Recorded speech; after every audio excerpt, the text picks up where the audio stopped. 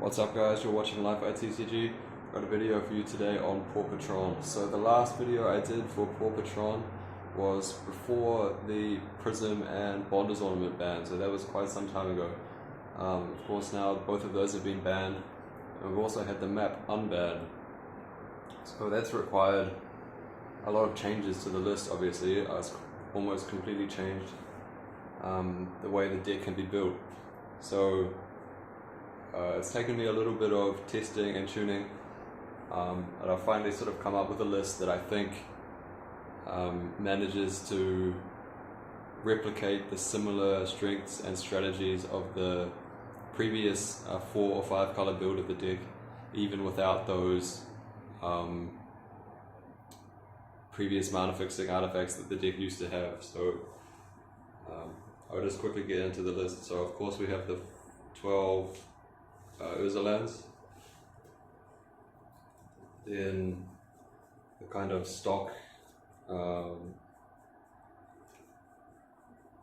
Tron kind of payoff cards almost. We have the 4 Mulldrifter, pretty standard, 4 Cleansing Wildfire. Now this Cleansing Wildfire isn't stock for the Tron archetype in general, but I think it's the perfect card for the kind of archetype that the deck is playing.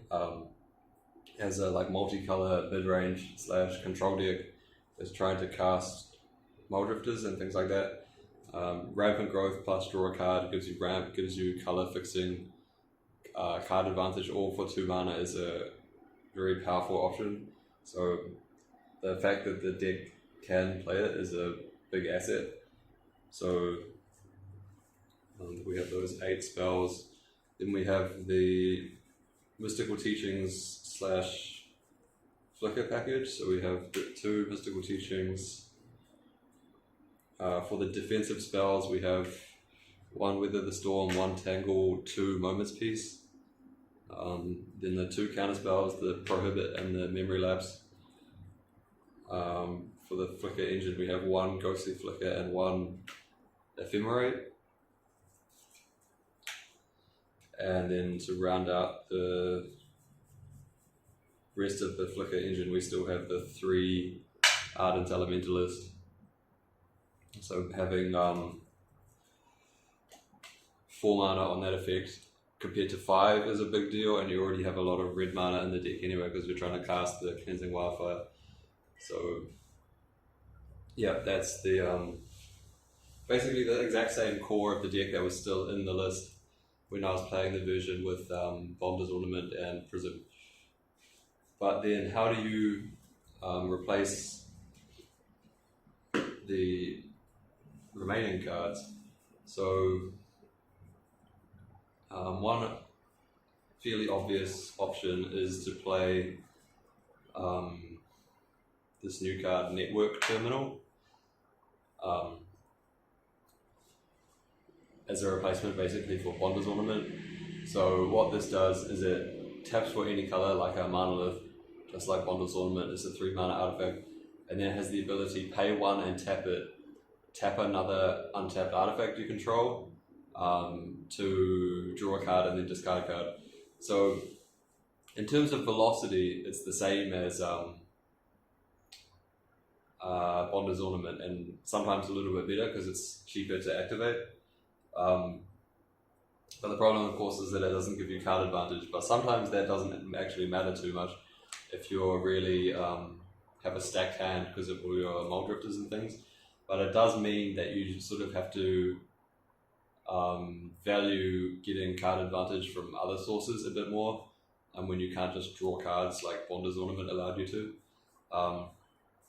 You do have to be a little bit mindful of building the deck such that you have enough other artifacts to tap to pay the cost of this, but you have the artifact lands in the deck because you're trying to play Cleansing Wildfire, so it's normally pretty easy to do, and you have a few other artifacts in the deck as well. So yeah, so for Network Terminal you can replace some of these. I think it's important to have the 5-color mana fixing like this, but you can play like maybe swap one of these for, I think it's called Honored Heirloom, which is a 3-mana artifact.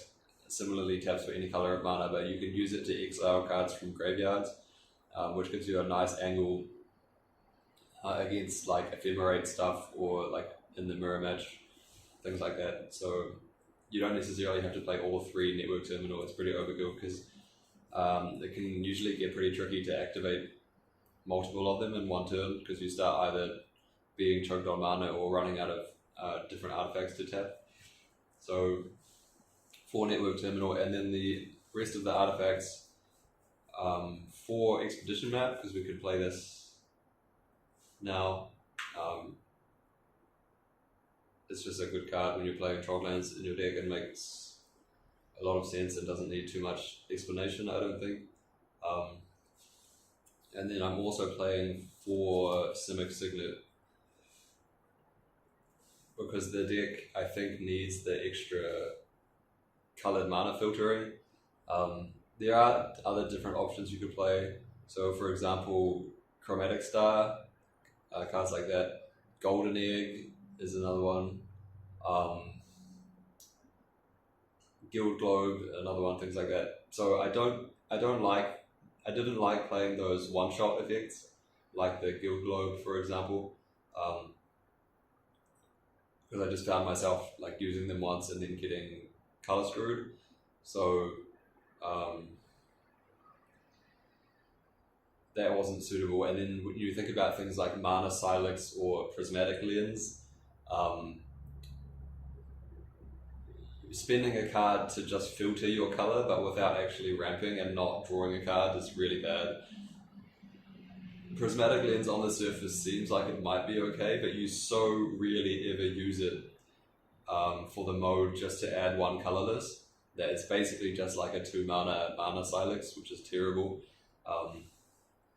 Signets are the best, but like the tricky part is figuring out which color combo to use. Like here I have 4 Simic Signets, but how did I arrive at that conclusion rather than playing, for example, some Dimir Signet or whatever? And I'll talk about that more when I get into the lands, which I'll do now.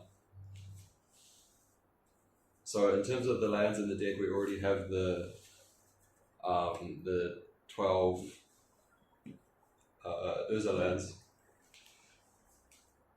and then we also want to play like roughly 22 lands is usually what seems to be the optimal number, and we need the bridge lands to enable the wildfire, and we also need basics as things to search with the wildfire. So that basically takes up all of the remaining slots for the lands. So we have 1 forest, 1 swamp, and 1 island, and then we have 4 of the blue-red bridge, Silverbluff Bridge, and 3 of the black-red bridge, so the Drossforge Bridge.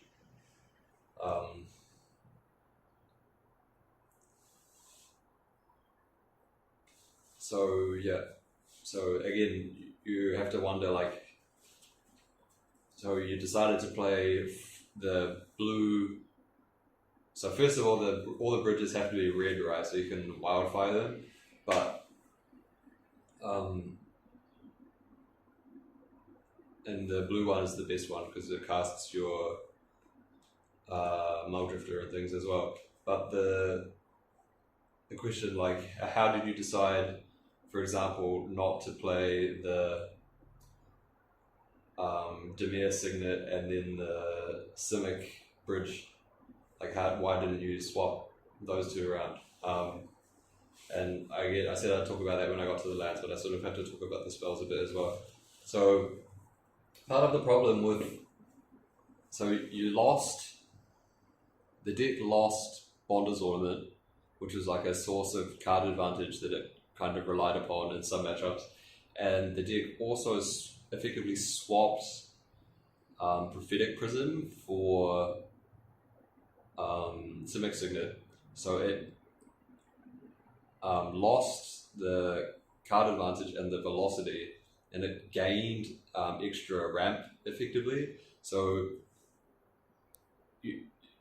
if you try to build the deck in a very similar way in all other regards, but with those aspects changed, then you're going to end up mana flooding a lot more.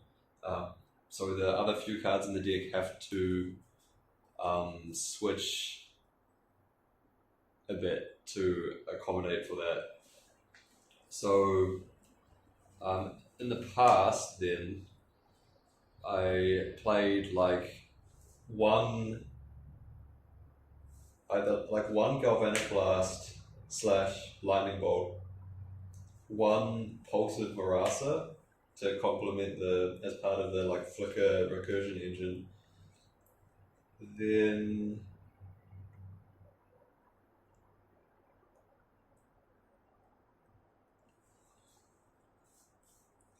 the other cards were Impulse, I think, yeah. It doesn't exactly track because you added 4 map without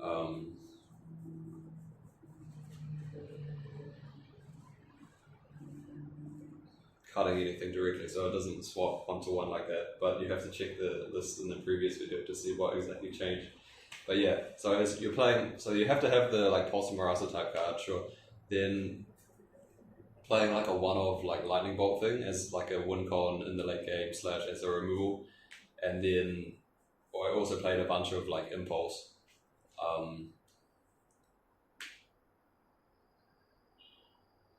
As a way to search for Tron lands and find the spells you need and to get set up and all of that. So the first change that we're making is that we're playing Reap in the Graves now instead of Pulse of Marasa. So the main reason for this is just to have more card advantage sources. In terms of live game, you still have the main deck Weather the Storm, so that's always an option available to you if that's what you need to survive. But just having the more powerful recursion in those games where you flood on mana more is very useful. You can get back a Mulldrifter plus a Elementalist, for example, and when you had Bonder's Ornament in the deck, that kind of thing was a bit less necessary, but now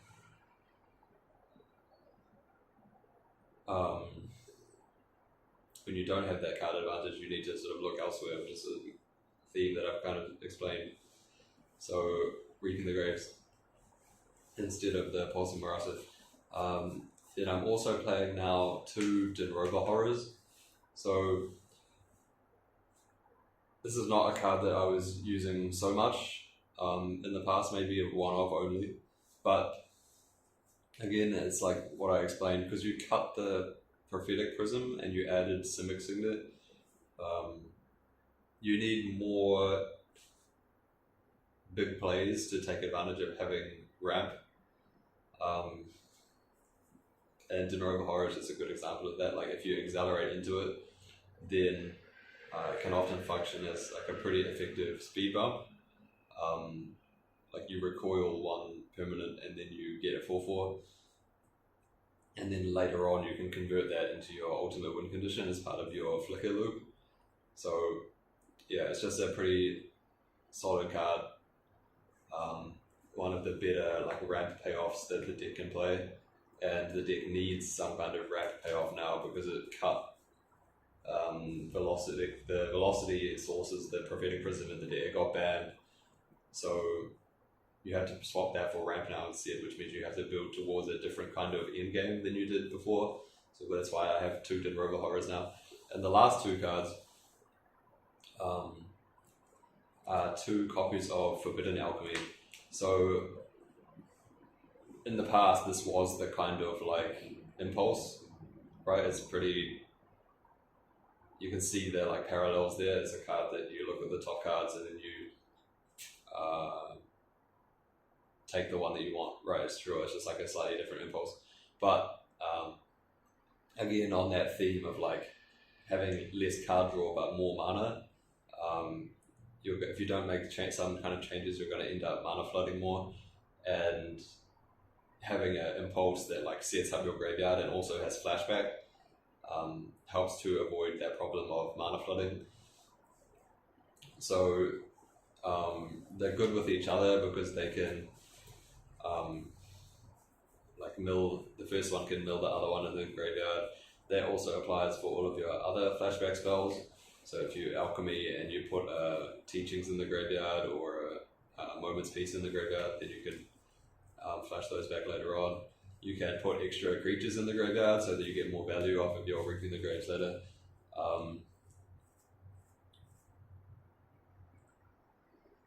Yeah, that's all there is to it basically. It's just like a bigger impulse that also has flashback. So before I was playing like 4 copies of impulse, and now I only have 2 Forbidden Alchemy. So that's basically the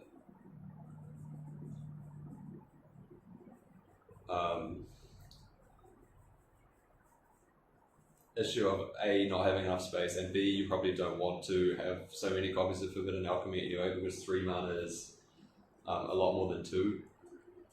But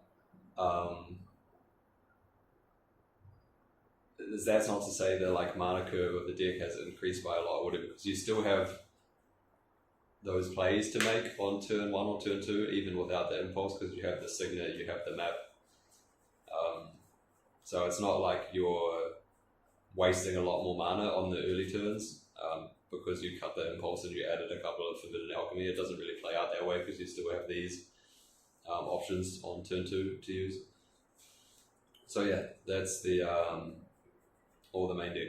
So now finally that you have the full picture, I can explain why the mana sources are shifted that way.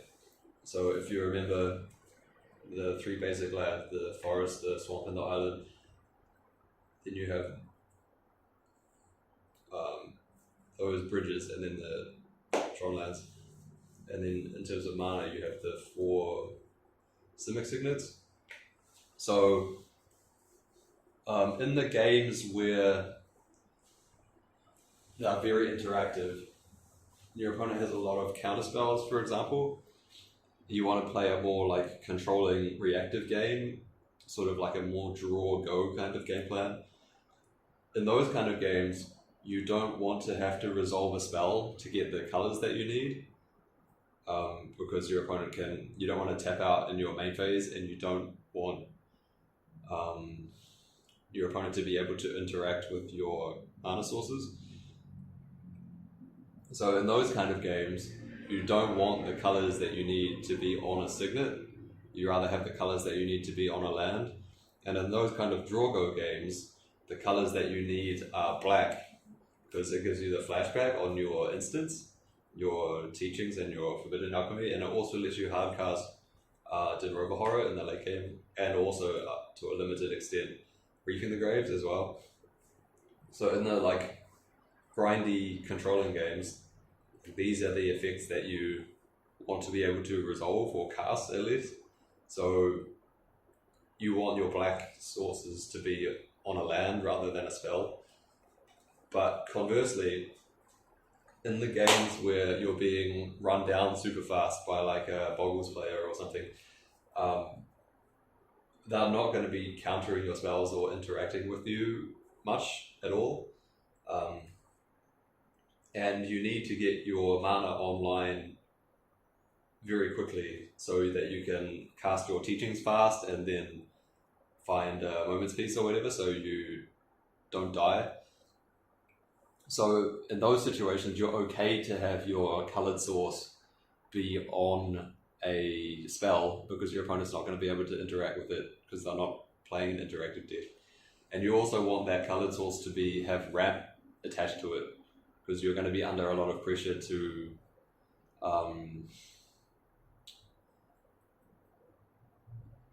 get a lot of mana very quickly in those matchups. So that's why you have your green sources on Artifact, so that you more quickly ramp your mana, and then like teachings for interaction or life gain or fog or whatever in the matchups where your opponent can't stop you.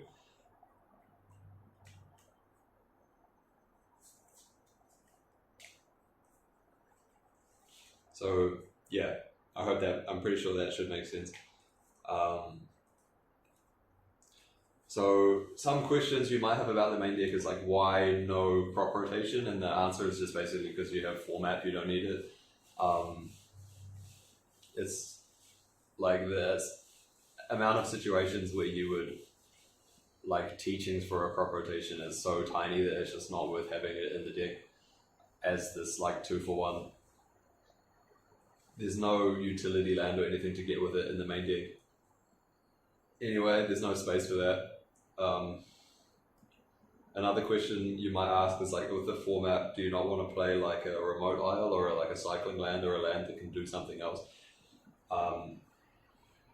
The answer is like, one, not really, because the mana base is already so tight. Like, you don't really want to play more lands, and you also don't really want to cut anything.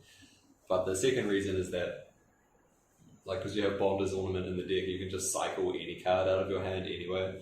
Like, so what did I say, Bonder's Ornament? I meant Network Terminal. Because you have Network Terminal in your deck, then any card in your hand can cycle. You don't have to play a remote isle just to enable that. So it's not really that important anyway. And I think that's pretty much where I'm at on the main deck. So in terms of like potential things to change or like weaknesses, I already mentioned that I would consider trimming one of the network terminal for maybe the Honored Heirloom. I think that might provide a meaningfully useful option. All of the map and the signet, I would keep that. All of the mana base, I think, is really solid.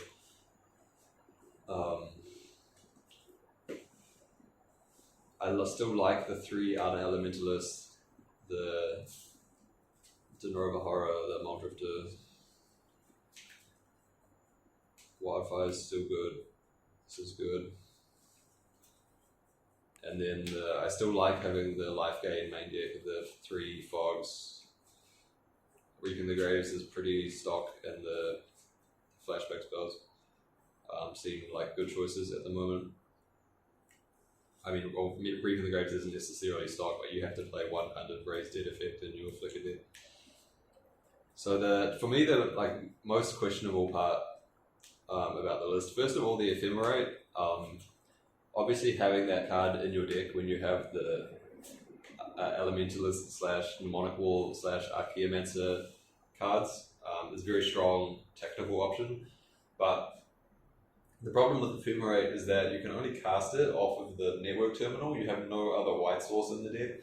So while that's not like a calamitous problem, it's definitely a lot more annoying than it was in the previous builds where you had the Prophetic Prisms casting it as well, and then also if you were used to playing the other build of the deck, you could also potentially put your Thriving Isle on white to have even more sources for that. So while at the moment I still think I'd probably keep the Ephemerate in the deck, if you wanted, you could cut it for a second flicker, and I think that wouldn't actually be that bad. Not having Prophetic Prism and playing 2 flickers kind of hurts, because like a lot of the time you might not really have useful targets for it. But you do have the 2 Dinrova Horrors now, so you should at least be able to find something relatively impactful to do with it. I don't know if I would just play 1 flicker and no Ephemerate. I think I'd probably try to play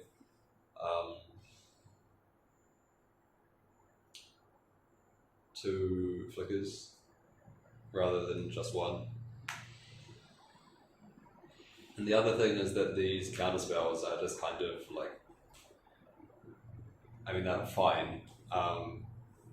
Probably you should always play at least one, just because having it in the deck as part of your teachings box is going to be useful a lot of the time.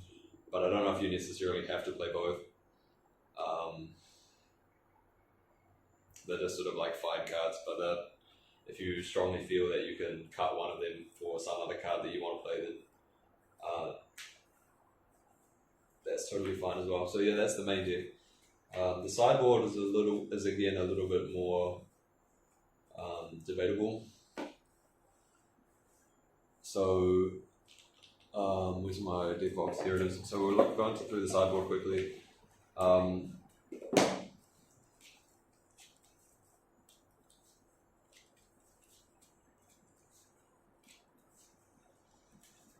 Yeah, so I have 4 Pyroblast, 4 Hydroblast, 1 Dispel, 1 Ancient Grudge, 1 Bojuka Bog, 1 Cast Down, 1 Negate, 1 Entourage of Trest, and 1 Fiery Cannonade. So the blasts are always pretty good. It's like one of the upsides of being able to play a 4-color deck with the Grixis Manabase is you can play all of the different blasts. Maybe 3 Hydro is too many, and that's something you can figure out. The Ancient Grudge, don't leave home without that. Just a good tool versus things like the Mirror, just as a hedge in case you think people will bring like Relic versus you, for example, but that's a little bit less of an issue with the Dinrova Horror in the deck because you have a way to just bounce it without putting anything in your graveyard. The Bojuka Bog in the sideboard I think is quite nice because you have 4 map to search for it now. That would be another upside to playing a second Flicker is that it's more synergistic with the Bojuka Bog. The Negate I like just as a catch-all in matchups where you want to be more interactive. Similar thing with the Cast Down pretty much. The Dispel. So the Entourage of Trest, I've talked about this in the past, but I've thought about making this a First Sphere Gargantua. So the Gargantua looks a bit less stupid now because you have the Drossforge Bridge. So you have a few more black sources for hard casting it. And it also combos with your Forbidden Alchemy because you can mill it into the graveyard and then unearth it. So that's an option in any matchup where you want to be more grindy or like playing for value. And yeah, then the Cannonade just as a sweeper. So one other effect in the sideboard you could play is some kind of like enchantment destruction. So like Declamer is like a decent card. Firstly, because you can kill the you can board it in versus like a Jeskai Ephemerate and stuff to kill their bridges in response to their wildfires. So that's a pretty nice option to have. And also just lets you kill any like random enchantment. Versus like Boggles or whatever. Against Boggles you always have the Serene Heart option as well if you think you want to play that. I already was off the Stonehorn in the old version of the Wildfire list that even still had the Prism, just because the white mana, even in that build, was a little bit unreliable, and now that you have Simic Signet instead of Prophetic Prism, I just wouldn't even bother. Like, it's playing white cards, anything beyond the 1 Ephemerate is just not worth it, I don't think. The other card that I want to think about playing, not sure whether main or side, is Reckoner's Bargain. So it's 2 mana, black instant, sacrifice an artifact or creature, gain life equal to the CMC of the thing that you sacrificed, and then draw 2 cards. So the reason why I'm thinking about that is that the black burn decks are like relatively popular now, and versus actual burn, you have a lot more sideboard options because your Hydroblasts actually do work.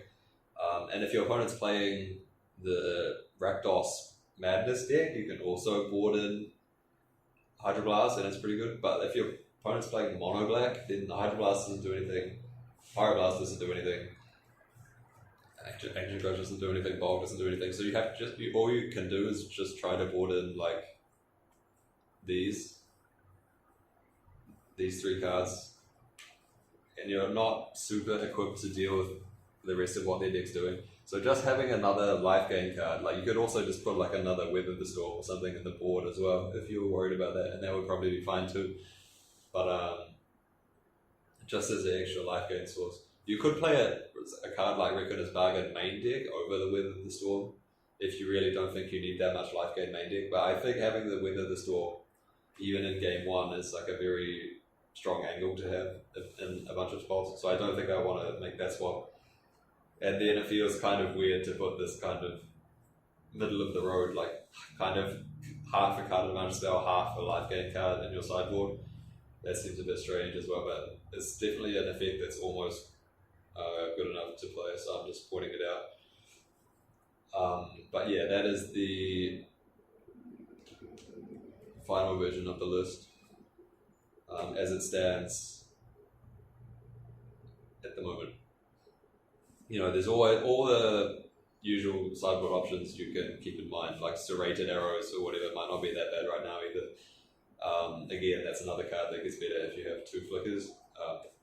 Things like that. So yeah, that's the sideboard. 4 Pyroblast, 4 Hydroblast, 1 Ancient Grudge, 1 Bojuka Bog, 1 Dispel, 1 Entourage of Trest, 1 Negate, 1 Cast Down, 1 Fiery Cannonade. I'll just quickly end the video by running through the main deck again. So we have the 1 Island, 1 Swamp, 1 Forest, 3 Drossforge Bridge, 4 Silverbluff Bridge, and then 12 Urza lands. So in total, 22 lands.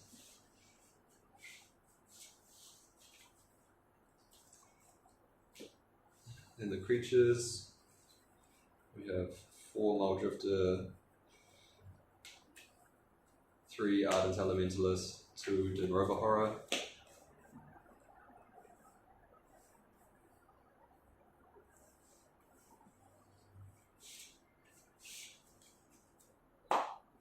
artifacts, 4 Network Terminal, 4 Simic Signet, 4 Expedition Map,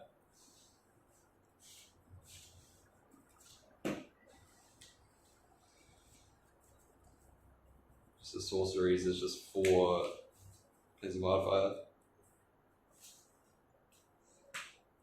And the instants, we have 2 Forbidden Alchemy, 2 Mystical Teachings, 1 Ephemerate, 1 Ghostly Flicker, 1 Reaping the Graves, 1 Weather the Storm, 2 Moment's Peace, 1 Tangle, and then 1 Memory Lapse, 1 Prohibit. So yeah, that's the entire 75. I think the deck is pretty sweet.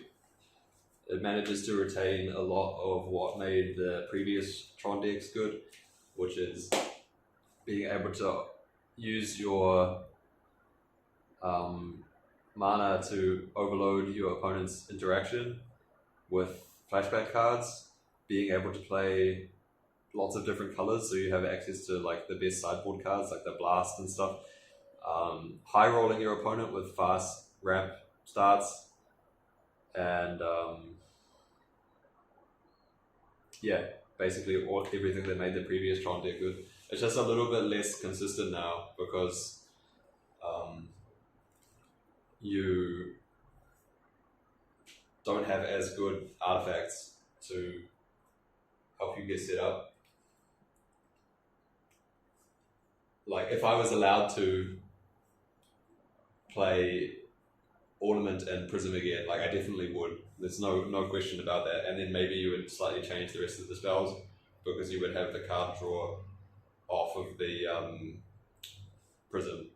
So then like you wouldn't need to have the Dinrova Horror as like a ramp outlet, things like that. So, but yeah, I definitely would go back to playing Ornament Prism if I was allowed to. This version is definitely a downgrade in that regard, but like that version of the deck also didn't have map, which now helps you get your Tron online consistently faster, a bit easier than you could in the past. So it's a slightly different play pattern, but overall a lot of the strengths and weaknesses are kind of similar. So yeah, that's the end of the video. I hope you enjoyed that. Give the deck a go if you're interested. Let me know if you have any suggestions on what you think you might change. This has been Life at TCG, signing out.